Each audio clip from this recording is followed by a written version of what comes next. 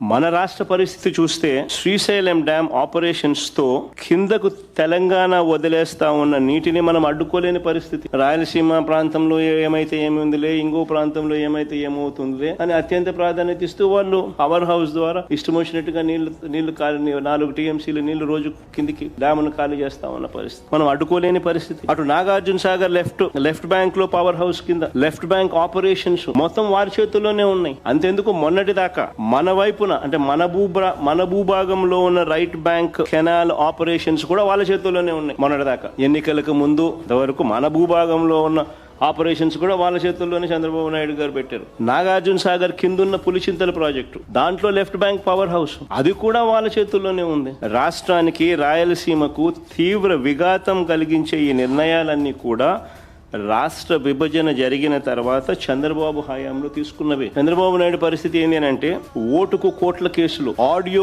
వీడియోలతో అడ్డంగా దొరికిపోయిన చంద్రబాబు నాయుడు గారు నోరు మెదపని పరిస్థితి. కానీ అప్పట్లోనే మన రాష్ట్ర హక్కుల కోసం ప్రతిపక్ష నేతగా నేను అప్పట్లోనే కర్నూలులో జలదీక్ష కూడా చేశాను. చంద్రబాబు గారి మౌనం వల్ల శ్రీశైలం ఎగువ భాగంలో తెలంగాణ చేపట్టిన లిఫ్ట్ ప్రాజెక్టులు 2019 వైఎస్ఆర్సీపీ ప్రభుత్వం వచ్చే నాటికే చకచకా పనులు జరుగుతా ఉన్న పరిస్థితి.